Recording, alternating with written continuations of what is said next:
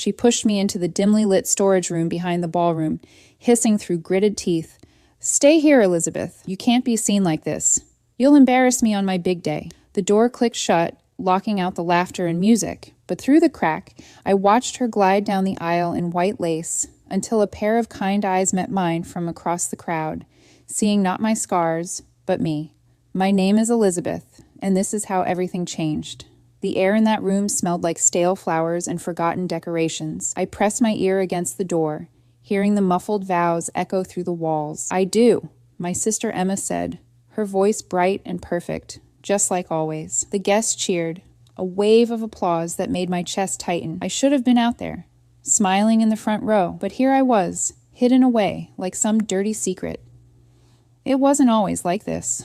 Growing up, Emma and I were inseparable. She was the golden child, tall, flawless skin, the kind of beauty that turned heads without trying. Me, I was the quiet one, with my freckles and curly hair that never behaved. But after the accident, everything shifted. I was 16 when it happened. A car crash on a rainy night. Emma was driving. She'd begged me to cover for her sneaking out to a party. I said yes, like I always did. The roads were slick, and we spun out into a ditch.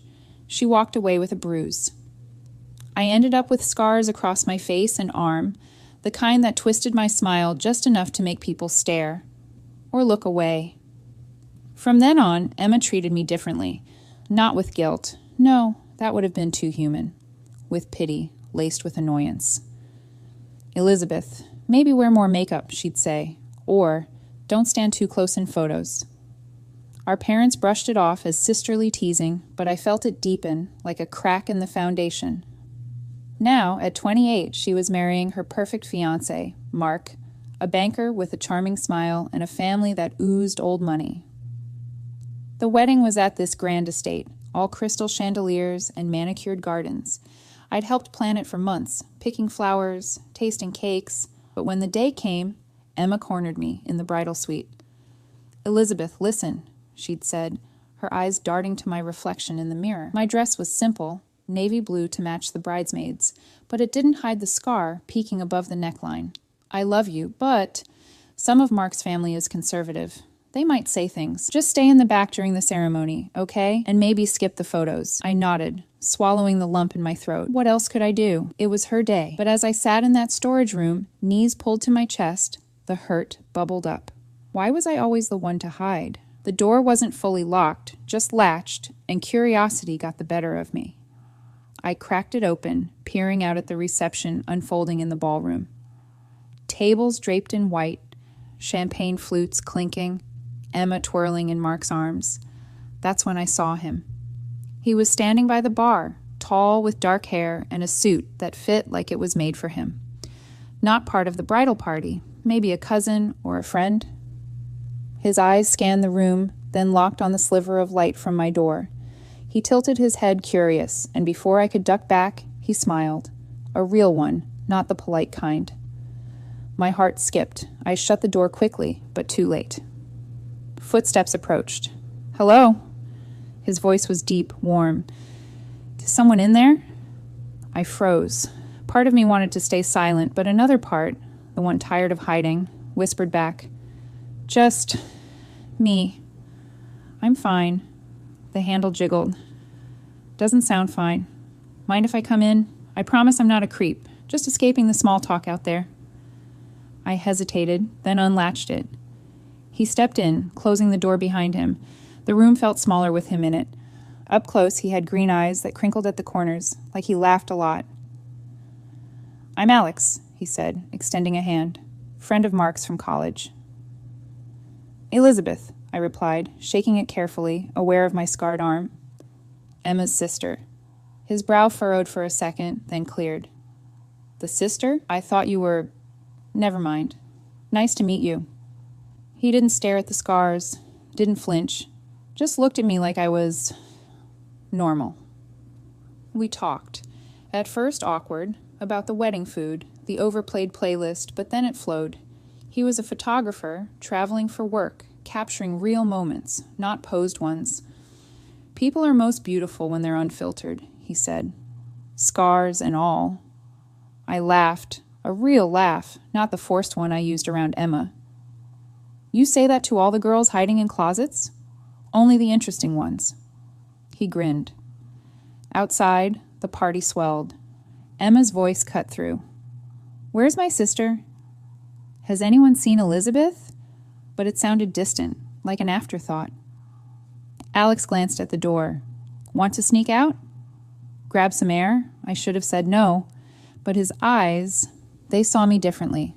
For the first time in years, I felt seen, not pitied. We slipped into the garden, the night air cool on my skin. Fairy lights twinkled overhead, and for a moment, the wedding felt far away. Alex pointed out constellations, telling stories of his travels. I opened up about the accident, the scars, how Emma changed. She loves you, he said softly, but fear makes people blind. I nodded, tears pricking. Maybe. But it hurts. He touched my hand, gentle, no pressure. You deserve better than hiding. As the night deepened, laughter from the ballroom pulled us back. Emma spotted us re-entering, her smile freezing. Elizabeth? Where were you? Just talking, I said, Alex beside me. Her eyes flicked to him, then me, a flash of something. Jealousy? Annoyance? Well, come join the photos. Family ones. But it was too late. The seed was planted. Fate had sent Alex, and in his gaze, I wasn't the scarred sister anymore. I was Elizabeth. Whole, worthy. The reception blurred into toasts and dances. Emma pulled me aside later, whispering, Who is he? Don't make a scene. I won't, I promised. But inside, something stirred. Rebellion? Hope? Little did I know. This was just the beginning. Emma's secrets were deeper than I thought, and Alex, he would change everything. The morning after the wedding dawned bright and cruel. My head throbbed from too much champagne, or maybe from the whirlwind of emotions. Emma and Mark were off on their honeymoon, a week in Hawaii, leaving me to house-sit their new place. Just water the plants, Elizabeth, she'd said with a hug that felt obligatory. And thanks for everything. I waved them off from the driveway, Alex's number burning in my pocket. We'd exchanged it hastily at the end of the night, his smile lingering. Text me, he'd said. I'd like to see you again, without the hiding. Now, alone in their echoing apartment, I paced the living room. Boxes still unpacked, wedding gifts stacked high. I shouldn't have snooped, but curiosity gnawed. Emma had always been private, her laptop password protected, drawers locked. But in the guest room, where I'd crashed, I found a forgotten journal tucked under the mattress. The entries started innocent. Wedding plans, excitement about Mark. But as I flipped back, the tone darkened. Pages from years ago, after the accident. Elizabeth's face is ruined. Every time I look at her, I see that night. If she hadn't insisted on coming...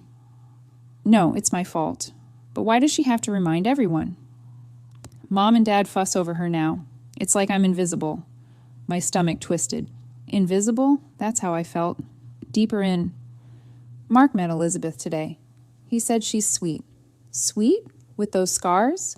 I love her, but she can't be at the wedding front and center, his family would whisper. Better to keep her back. Tears blurred the ink. This wasn't just annoyance, it was resentment, buried deep.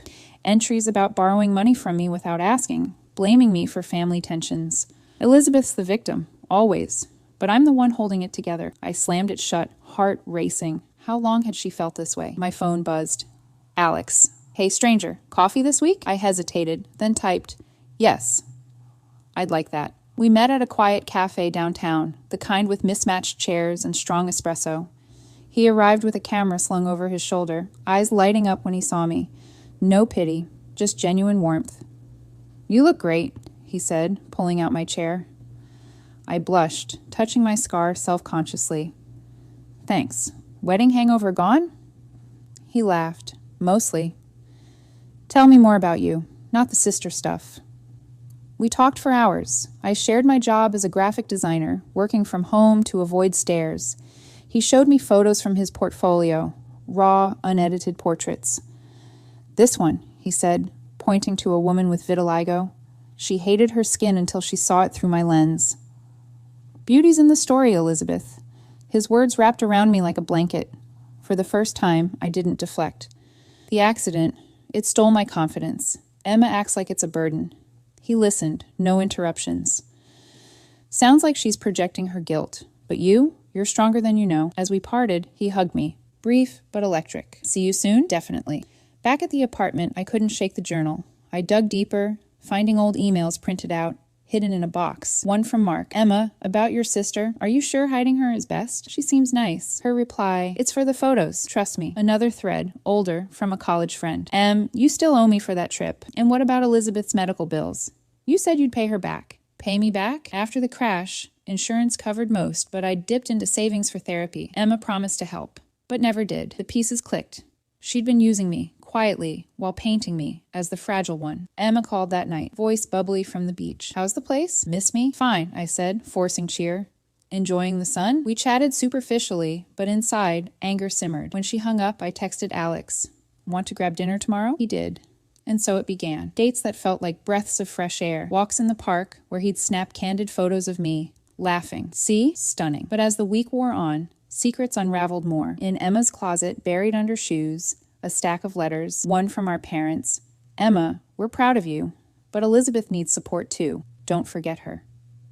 Her scribbled note on it, as if I could. Then the bombshell, a bank statement. Transfers from my account to hers, small but steady. Forged? No, I'd given her access years ago, trusting. Betrayal burned hot. She'd been siphoning, bit by bit, while I struggled. I confronted Alex over wine one night. My sister's not who I thought. He held my hand. People hide parts of themselves, but you don't have to anymore. Our first kiss happened then. Soft, under string lights on his balcony. It tasted like possibility. Emma returned, tanned and glowing. Elizabeth, house looks great. Her eyes narrowed at my smile. You seem different. Just happy, I said. She probed, but I deflected. That night, over dinner, Mark mentioned Alex. Hey, my old buddy, you two hit it off? Emma's fork paused. Alex? The photographer? Yeah, I said casually. We've been seeing each other. Her face paled. Oh, that's nice. But later, alone, she cornered me. Elizabeth, be careful. Alex is charming, but he's not for you. Why not? I challenged. She faltered. Just with your, my scars. The words hung unsaid. The conflict grew. Whispers at family gatherings, Emma pulling Mark aside. I overheard. She's changing, Mark. It's like she's trying to one-up me. Paranoia or truth? Alex revealed more. In college, Emma had a crush on him, unrequited. She was intense, he admitted. But that's past. Jealousy. It all made sense. As tensions rose, I found strength in Alex's arms. But Emma's secrets threatened to explode, pulling us all under. The family brunch was supposed to be casual, celebrating Emma and Mark's return. Our parents' house, pancakes stacking high, coffee brewing. But the air crackled with unspoken words. Emma arrived first, arm linked with Mark's, her laugh too loud. Mom, these smell amazing. She glanced at me across the table, eyes sharp. Elizabeth, you look rested. Thanks, I said, stirring my mug. Alex was meeting me later, our relationship blooming quietly, away from her gaze. Dad raised a toast. To new beginnings. We clinked glasses, but Emma's smile didn't reach her eyes. As plates cleared, she pulled me into the kitchen. We need to talk. About what? I asked, arms crossed. Alex, she leaned in, voice low. I know about college. He told you, didn't he? He mentioned you liked him. Old news. Her cheeks flushed. It's more than that. He led me on, then ghosted. He's not good for you, Elizabeth. With your history. My history? Anger flared. You mean the accident you caused? She recoiled.